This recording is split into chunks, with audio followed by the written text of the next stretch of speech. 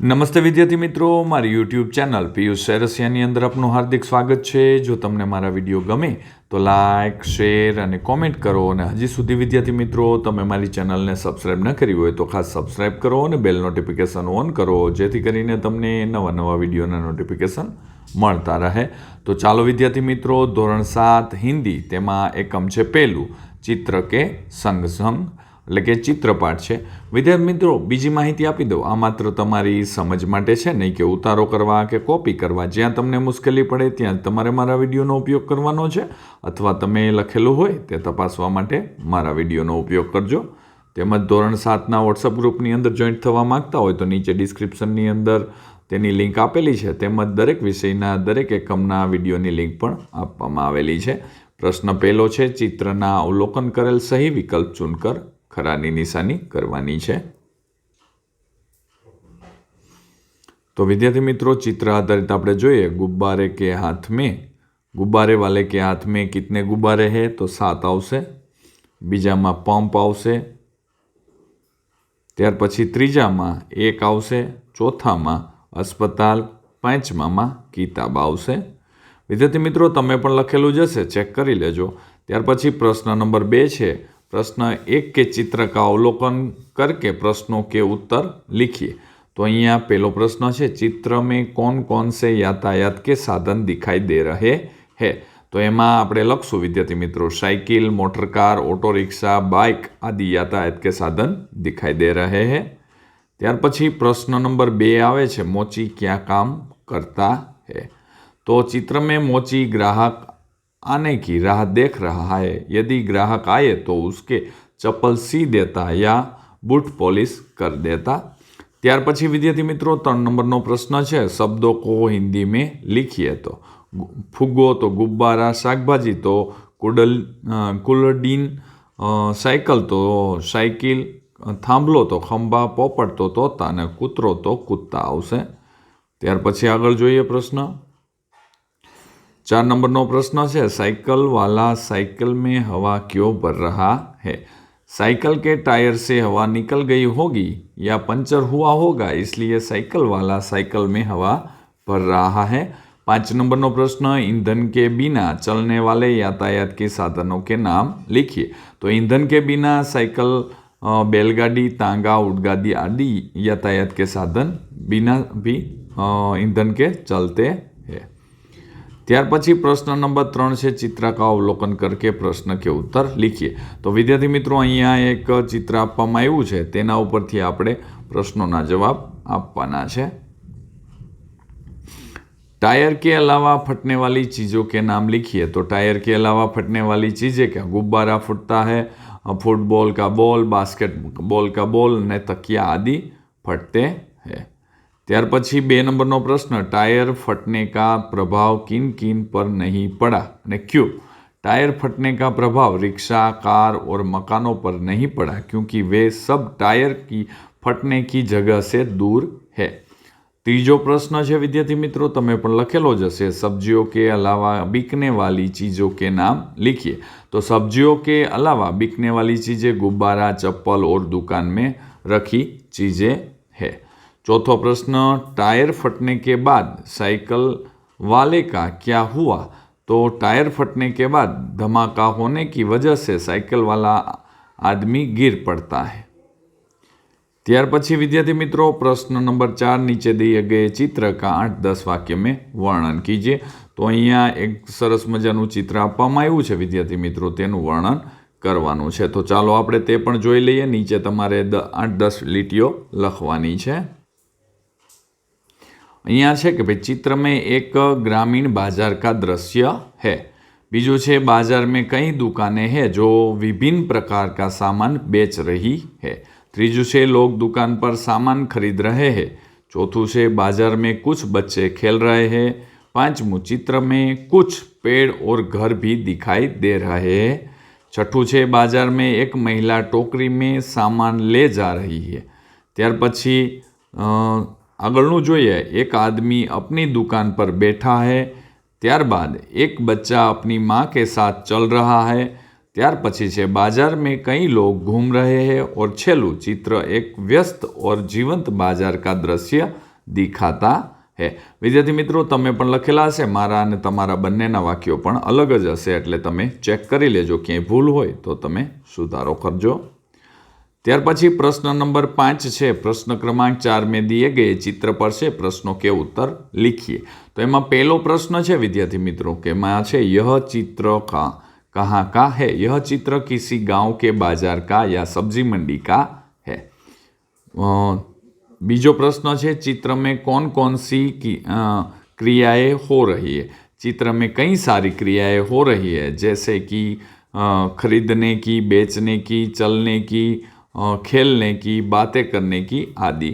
विद्यार्थी मित्रों, तमे जो अमारो विडियो सारो लागतो होय तो तमे तमारा बीजा विद्यार्थी मित्रों ने व्हाट्सएपनी अंदर आ विडियोनी लिंक शेर करजो अने विद्यार्थी मित्रों लाइक, शेर अने कॉमेंट करवानुं भूलता नहीं। तीजो प्रश्न, सामान लाने के लिए आप साथ में क्या ले जाते हैं? मैं जब भी कोई सामान लाने के लिए जाता हूं तो अपने साथ कपड़े की थैली लेकर जाता हूं। 4 नंबर प्रश्न, आपके घर में सब्जी लाने के लिए कौन कौन जाते हैं? तो मेरे घर में सब्जी लाने के लिए ज़्यादातर मेरी माँ जाती है, कभी कभी दादा भी लेकर आते हैं। त्यार पछी 5 नंबर प्रश्न आवे छे विद्यार्थी मित्रों, आपको अगर इन दुकानों में से कुछ खरीदना हो तो क्या खरीदेंगे? मुझे अगर इन दुकानों में से कुछ खरीदना हो तो मैं कुछ सब्जियां और ताज़े फल खरीदूंगा। त्यार पछी प्रश्न नंबर 6, चित्र का अवलोकन करके 8-10 वाक्य का वर्णन कीजिए। तो चलो विद्यार्थी मित्रों, आ एक्सिडेंटનું चित्र है तेना उपरथी आपणे वर्णन करिए। यह चित्र एक सड़क का दृश्य दिखाई देता है। चित्र में एक ऑटो रिक्शा एक व्यक्ति के साथ टकरा गया है। अकस्मात के कारण एक व्यक्ति के पैर में से खून बहता हुआ है। शायद उस आदमी की टांग टूट गई है। यह अकस्मात देखकर एक आदमी उसकी मदद करने के लिए दौड़कर आ रहा है। एक यात्री ऑटो रिक्शा में बैठा हुआ है। सड़क के किनारे बैठे कुछ लोग अकस्मात के बारे में बात कर रहे। विद्यार्थी मित्रों, तमारू ने मारू एक्सिडेंट विशेनी जे आ बात है ते लखवामां फेरफार होई शके छे, पण तमे चेक करी लेजो। त्यारबाद प्रश्न नंबर 7 आवे छे कि प्रश्न क्रमांक 6 में से दिए गए चित्र का अवलोकन करके प्रश्नों के उत्तर लिखिए। तो पहलू है, चित्र में क्या हुआ है? तो चित्र में एक आदमी का पैर ऑटो रिक्शा के नीचे आ गया है और उसके पैर से खून बह रहा है। बीजू छे, इस घटना के बाद क्या हुआ होगा? तो इस घटना के बाद आसपास खड़े लोगों ने घायल आदमी को अस्पताल पहुंचाया होगा। त्यार पछी 3 नंबरનો प्रश्न है, 108 हेल्पलाइन नंबर का उपयोग कैसे होता है?